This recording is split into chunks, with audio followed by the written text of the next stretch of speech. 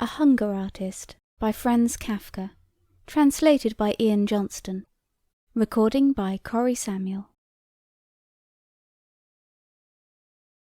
In the last decades, interest in hunger artists has declined considerably. Whereas in earlier days there was good money to be earned putting on major productions of this sort under one's own management, nowadays that is totally impossible. Those were different times. Back then, the hunger artist captured the attention of the entire city. From day to day, while the fasting lasted, participation increased. Everyone wanted to see the hunger artist at least daily. During the final days, there were people with subscription tickets who sat all day in front of the small barred cage. And there were even viewing hours at night, their impact heightened by torchlight. On fine days, the cage was dragged out into the open air, and then the hunger artist was put on display particularly for the children. While for grown-ups, the hunger artist was often merely a joke, something they participated in because it was fashionable. The children looked on amazed, their mouths open, holding each other's hands for safety, as he sat there on scattered straw, spurning a chair, in black tights, looking pale, with his ribs sticking out prominently, sometimes nodding politely, answering questions with a forced smile, even sticking his arm out through the bars to let people feel how emaciated he was. But then, completely sinking back into himself, so that he paid no attention to anything, not even to what was so important to him, the striking of the clock, which was the single furnishing in the cage. Merely looking out in front of him, with his eyes almost shut, and now and then sipping from a tiny glass of water to moisten his lips. Apart from the changing groups of spectators, there were also constant observers chosen by the public. Strangely enough, they were usually butchers, who, always 3 at a time, were given the task of observing the hunger artist day and night, so that he didn't get something to eat in some secret manner. It was, however, merely a formality, introduced to reassure the masses, for those who understood knew well enough that during the period of fasting the hunger artist would never, under any circumstances, have eaten the slightest thing, not even if compelled by force. The honour of his art forbade it. Naturally, none of the watchers understood that.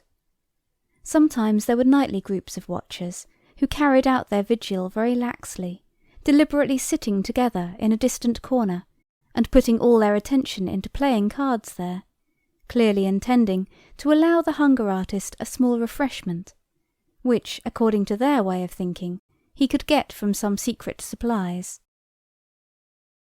Nothing was more excruciating to the hunger artist than such watchers. They depressed him. They made his fasting terribly difficult. Sometimes he overcame his weakness and sang during the time they were observing, for as long as he could keep it up, to show people how unjust their suspicions about him were.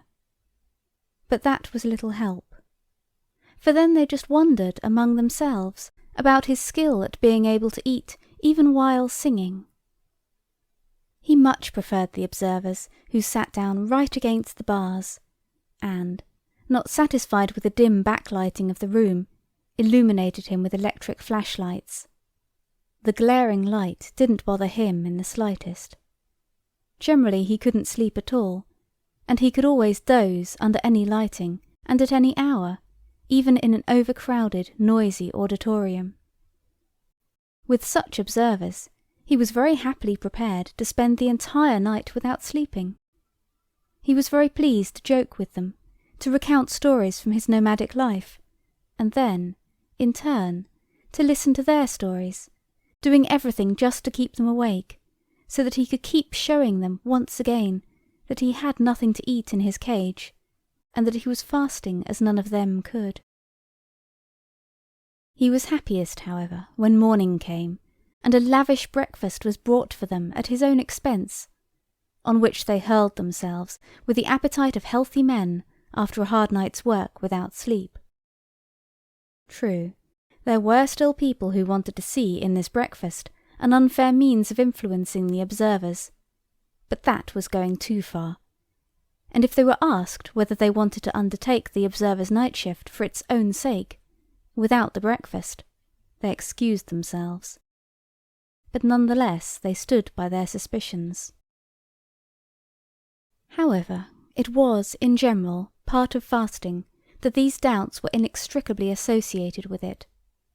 For in fact, no one was in a position to spend time watching the hunger artist every day and night, so no one could know, on the basis of his own observation, whether this was a case of truly uninterrupted, flawless fasting. The hunger artist himself was the only one who could know that, and, at the same time, the only spectator capable of being completely satisfied with his own fasting. But the reason he was never satisfied was something different. Perhaps it was not fasting at all which made him so very emaciated that many people, to their own regret, had to stay away from his performance because they couldn't bear to look at him. For he was also so skeletal, out of dissatisfaction with himself, because he alone knew something that even initiates didn't know, how easy it was to fast. It was the easiest thing in the world. About this he did not remain silent, but people did not believe him. At best they thought he was being modest. Most of them, however, believed he was a publicity seeker or a total swindler, for whom, at all events, fasting was easy because he understood how to make it easy, and then had the nerve to half admit it. He had to accept all that. Over the years he had become accustomed to it.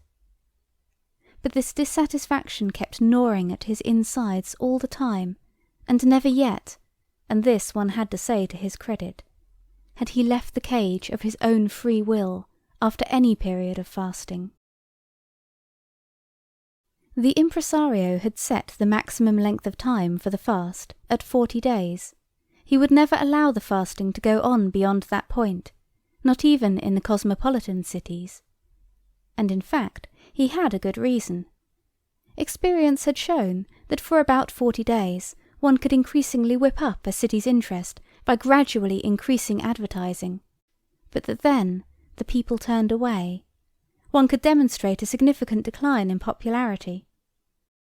In this respect there were, of course, small differences among towns and among different countries, but as a rule it was true that 40 days was the maximum length of time. So then, on the 40th day, the door of the cage, which was covered with flowers, was opened. An enthusiastic audience filled the amphitheatre. A military band played. 2 doctors entered the cage in order to take the necessary measurements of the hunger artist. The results were announced to the auditorium through a megaphone. And finally, 2 young ladies arrived, happy about the fact that they were the ones who had just been selected by lot, seeking to lead the hunger artist down a couple of steps out of the cage, where on a small table a carefully chosen hospital meal was laid out. And at this moment, the hunger artist always fought back. Of course, he still freely laid his bony arms in the helpful outstretched hands of the ladies bending over him, but he did not want to stand up. Why stop right now after 40 days? He could have kept going for even longer, for an unlimited length of time. Why stop right now, when he was in his best form, indeed, not yet even in his best fasting form? Why did people want to rob him of the fame of fasting longer, not just so that he could become the greatest hunger artist of all time, which he probably was already, but also so that he could surpass himself in some unimaginable way, for he felt there were no limits to his capacity for fasting? Why did this crowd, which pretended to admire him so much, have so little patience with him? If he kept going and kept fasting longer, why would they not tolerate it? Then too, he was tired and felt good sitting in the straw. Now he was supposed to stand up straight and tall and go to eat, something which, when he just imagined it, made him feel nauseous right away. With great difficulty he repressed mentioning this, only out of consideration for the women. And he looked up into the eyes of these women, apparently so friendly, but in reality so cruel, and shook his excessively heavy head on his feeble neck. But then happened what always happened. The impresario came, and in silence, the music made talking impossible, raised his arms over the hunger artist, as if inviting heaven to look upon its work here on the straw, this unfortunate martyr, something the hunger artist certainly was, only in a completely different sense.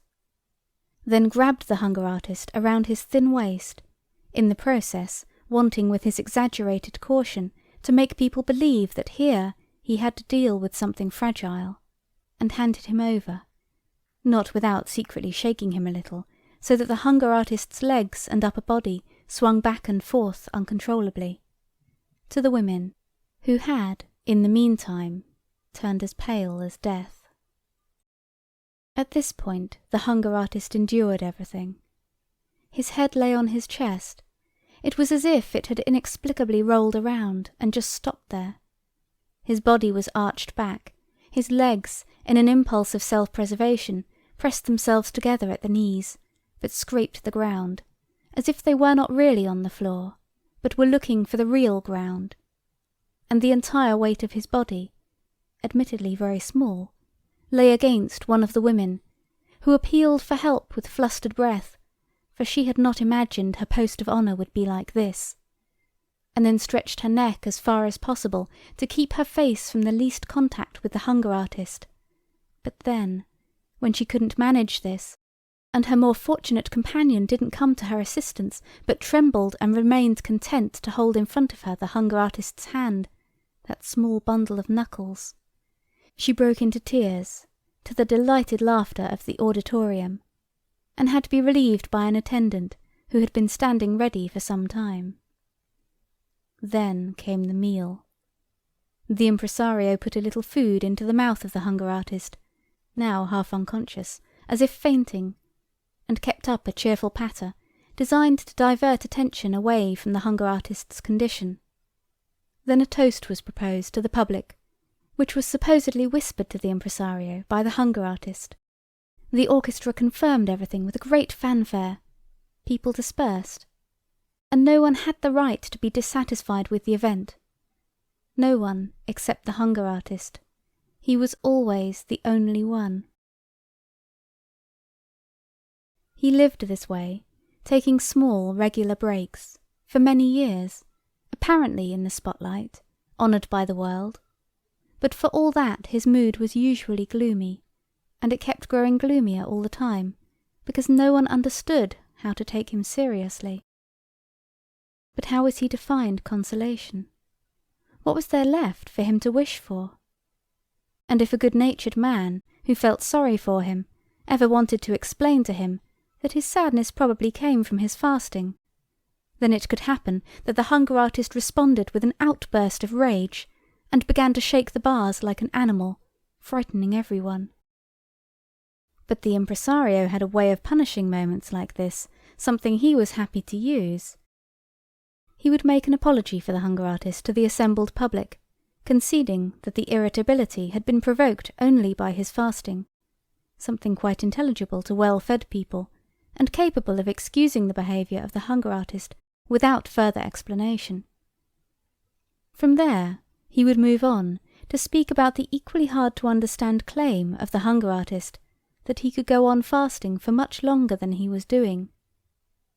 He would praise the lofty striving, the good-will, and the great self-denial no doubt contained in this claim, but then would try to contradict it simply by producing photographs, which were also on sale. For in the pictures one could see the hunger artist on the 40th day of his fast, in bed, almost dead from exhaustion. Although the hunger artist was very familiar with this perversion of the truth, it always strained his nerves again and was too much for him. What was a result of the premature ending of the fast, people were now proposing as its cause. It was impossible to fight against this lack of understanding, against this world of misunderstanding. In good faith, he always listened eagerly to the impresario at the bars of his cage, but each time, once the photographs came out, he would let go of the bars, and, with a sigh, sink back into the straw, and a reassured public could come up again and view him. When those who had witnessed such scenes thought back on them a few years later, often they were unable to understand themselves, for in the meantime that change mentioned above had set in. It happened almost immediately. There may have been more profound reasons for it, but who bothered to discover what they were? At any rate, one day the pampered hunger artist saw himself abandoned by the crowd of pleasure-seekers who preferred to stream to other attractions. The impresario chased around half of Europe one more time with him, to see whether he could still rediscover the old interest here and there. It was all futile. It was as if a secret agreement against the fasting performances had developed everywhere. Naturally, it couldn't really have happened all at once, and people later remembered some things which in the days of intoxicating success they hadn't paid sufficient attention to, some inadequately suppressed indications, but now it was too late to do anything to counter them. Of course, it was certain that the popularity of fasting would return once more some day, but for those now alive, that was no consolation. What was the hunger artist to do now? A man whom thousands of people had cheered on could not display himself in show booths at small fun fairs. The hunger artist was not only too old to take up a different profession, but was fanatically devoted to fasting more than anything else. So he said farewell to the impresario, an incomparable companion on his life's road, and let himself be hired by a large circus. In order to spare his own feelings, he didn't even look at the terms of his contract at all. A large circus, with its huge number of men, animals, and gimmicks, which are constantly being let go and replenished, can use anyone at any time, even a hunger artist, provided, of course, his demands are modest. Moreover, in this particular case, it was not only the hunger artist himself who was engaged, but also his old and famous name. In fact, given the characteristic nature of his art, which was not diminished by his advancing age, one could never claim that a worn-out artist, who no longer stood at the pinnacle of his ability, wanted to escape to a quiet position in the circus. On the contrary, the hunger artist declared that he could fast just as well as in earlier times, something that was entirely credible. Indeed, he even affirmed that if people would let him do what he wanted, and he was promised this without further ado, he would really now legitimately amaze the world for the first time, an assertion which, however, given the mood of the time, which the hunger artist in his enthusiasm easily overlooked, only brought smiles from the experts. However, basically, the hunger artist had not forgotten his sense of the way things really were, and he took it as self-evident that people would not set him and his cage up as the star attraction somewhere in the middle of the arena, but would move him outside in some other readily accessible spot near the animal stalls. Huge, brightly painted signs surrounded the cage and announced what there was to look at there. During the intervals in the main performance, when the general public pushed out towards the menagerie in order to see the animals, they could hardly avoid moving past the hunger artist and stopping there a moment. They would perhaps have remained with him longer, if those pushing up behind them in the narrow passageway, who did not understand this pause on the way to the animal stalls they wanted to see, had not made a longer, peaceful observation impossible. This was also the reason why the hunger artist began to tremble at these visiting hours, which he naturally used to long for as the main purpose of his life. In the early days he could hardly wait for the pauses in the performances. He had looked forward with delight to the crowd pouring around him, until he became convinced only too quickly, and even the most stubborn, almost deliberate self-deception could not hold out against the experience that, judging by their intentions, most of these people were, again and again without exception, only visiting the menagerie. And this view from a distance still remained his most beautiful moment. For when they had come right up to him, he immediately got an earful from the shouting of the two steadily increasing groups, the ones who wanted to take their time looking at the hunger artist, not with any understanding, but on a whim, or from mere defiance. For him these ones were soon the more painful. And a second group of people, whose only demand was to go straight to the animal stalls. Once the large crowds had passed, the late-comers would arrive, and although there was nothing preventing these people any more from sticking around for as long as they wanted, they rushed past with long strides, almost without a sideways glance, to get to the animals in time. And it was an all too rare stroke of luck when the father of a family came by with his children, pointed his finger at the hunger artist, gave a detailed explanation about what was going on here, and talked of earlier years, when he had been present at similar, but incomparably more magnificent performances. And then the children, because they had been inadequately prepared at school and in life, always stood around, still uncomprehendingly. What was fasting to them? But none the less, the brightness of the look in their searching eyes revealed something of new and more gracious times coming. Perhaps, the hunger artist said to himself sometimes, everything would be a little better if his location were not quite so near the animal stalls. That way it would be easy for people to make their choice, to say nothing of the fact that he was very upset and constantly depressed by the stink from the stalls, the animals' commotion at night, the pieces of raw meat dragged past him for the carnivorous beasts, and the roars at feeding time. But he did not dare to approach the administration about it. In any case, he had the animals to thank for the crowds of visitors among whom, here and there could be one destined for him. And who knew where they would hide him if he wished to remind them of his existence, and along with that, of the fact that, strictly speaking, he was only an obstacle on the way to the menagerie. A small obstacle, at any rate, a constantly diminishing obstacle. People got used to the strange notion that in these times they would want to pay attention to a hunger artist, and with this habitual awareness, the judgment on him was pronounced.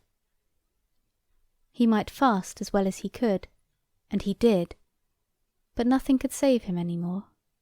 People went straight past him. Try to explain the art of fasting to anyone. If someone doesn't feel it, then he cannot be made to understand it. The beautiful signs became dirty and illegible. People tore them down, and no one thought of replacing them. The small table, with the number of days the fasting had lasted, which early on had been carefully renewed every day, remained unchanged for a long time, for after the first weeks the staff grew tired of even this small task. And so the hunger artist kept fasting on and on, as he once had dreamed about in earlier times, and he had no difficulty succeeding in achieving what he had predicted back then. But no one was counting the days. No one, not even the hunger artist himself, knew how great his achievement was by this point, and his heart grew heavy.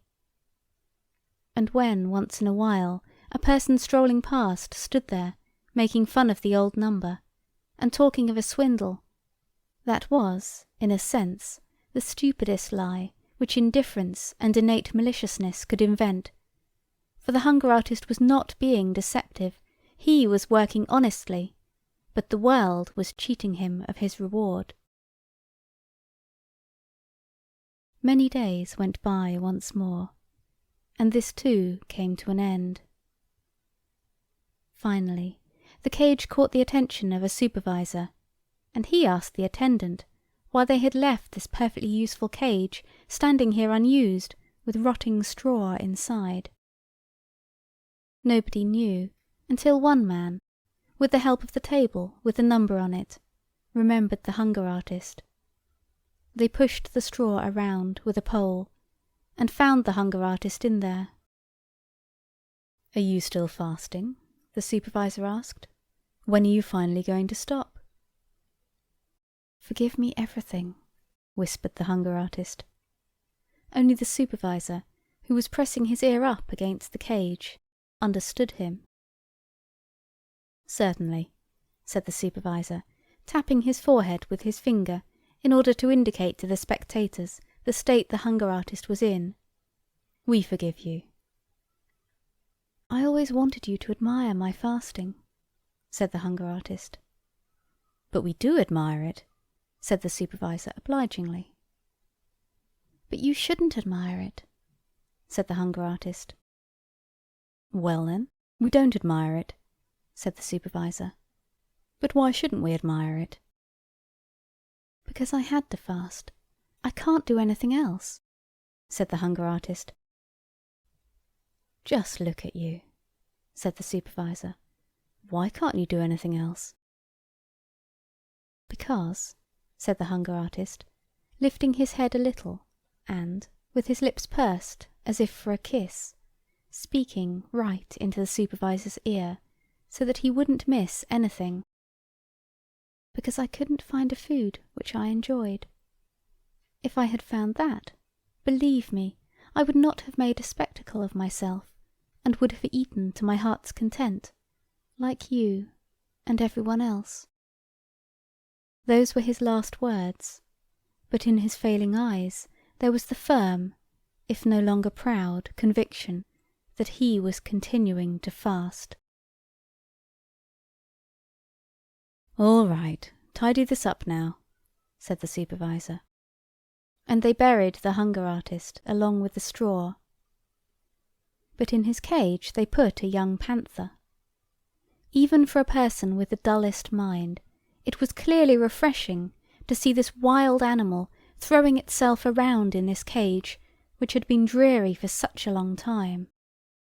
It lacked nothing. Without thinking about it for any length of time, the guards brought the animal food. It enjoyed the taste, and never seemed to miss its freedom. This noble body, equipped with everything necessary almost to the point of bursting, also appeared to carry freedom around with it. That seemed to be located somewhere or other in its teeth, and its joy in living came with such strong passion from its throat that it was not easy for spectators to keep watching. But they controlled themselves, kept pressing around the cage, and had no desire to move on. End of A Hunger Artist by Franz Kafka,